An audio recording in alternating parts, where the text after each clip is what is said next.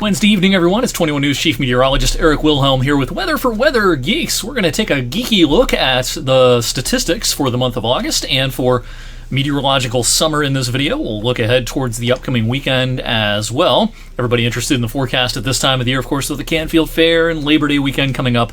And, of course, the Penguins start their season at the Ice Castle Saturday afternoon. OSU Notre Dame down at the Horseshoe in Columbus Saturday evening. So, yeah, forecasts are all important as we go through the next several days. But today, just a typical and beautiful final day of August. Our averages are 79 and 57 on today's date. Our high today was 80, our low was 57 degrees. So again, very, very typical for the final day of August. We finished the month with 1.87 inches worth of rain at the airport. That is it. We'll talk more about rain in just a second. But first, let's review temperatures in the month of August. Pictured in the calendar view here, the daily high temperatures, and then the month-to-date average incorporates both highs and lows. We're going to finish the month about 2 degrees warmer than average for the month of August.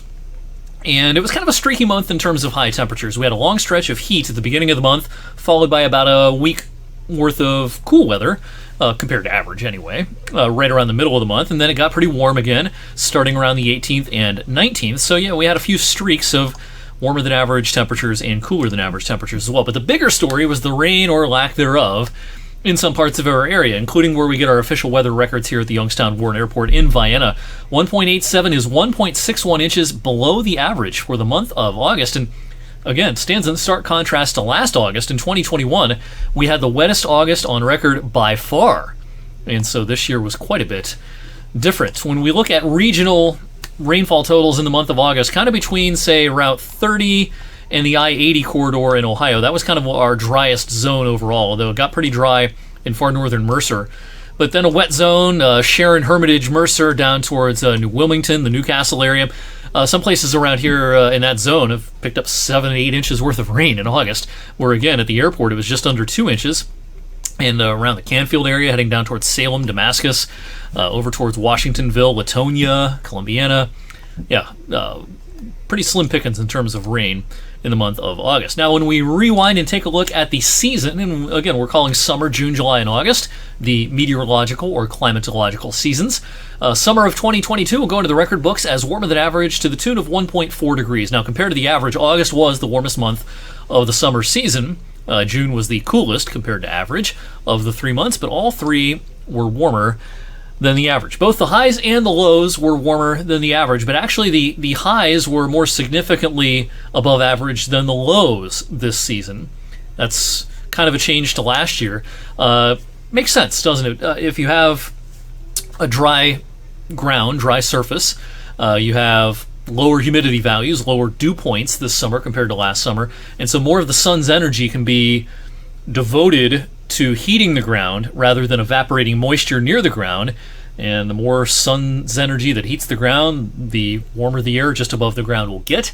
And so it makes sense that we had some pretty warm days compared to the average, as opposed to extremely warm overnight lows, which we had more of last summer because it was a more humid summer overall, so those nighttime temperatures did not drop very much. Now, again, it was warmer than average for lows this summer, just not as much as last year. All right, total rainfall for the summer season, June, July, and August. Again, the driest zone roughly in Ohio from about the I-80 corridor down to about the Route 30 corridor. And, you know, some places around Sebring, Beloit, Ellsworth, Canfield, heading down towards Washingtonville. Some places, you know, had less than 8 inches worth of rain over the last few months. That's, you know, it's a pretty small amount for what is traditionally the wettest time of the year, the summer season around here. We were closer to average, where you see some of these tan colors from Cortland over to Mercer, a good chunk of western PA, and a good chunk of southern Columbiana County.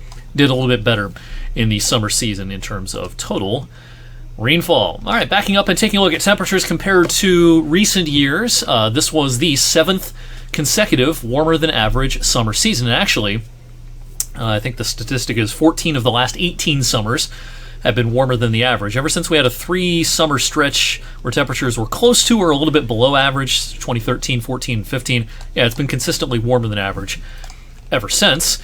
Precipitation, this was, again, the bigger story this summer. The at the airport, it was our driest summer since 2011, 11 years ago, and a big change compared to last summer. And again, last summer's numbers were kind of tilted because of August being exceptionally wet. But yeah, big change in the precipitation department this year. All right, let's talk about the future. And yeah, there's not much to say about Thursday other than just a beautiful, spectacular start to the month of September, with temperatures much like today getting pretty close to 80 with hardly a cloud in the sky and low dew points. All thanks to high pressure building across. It won't be quite as breezy as it was at times today.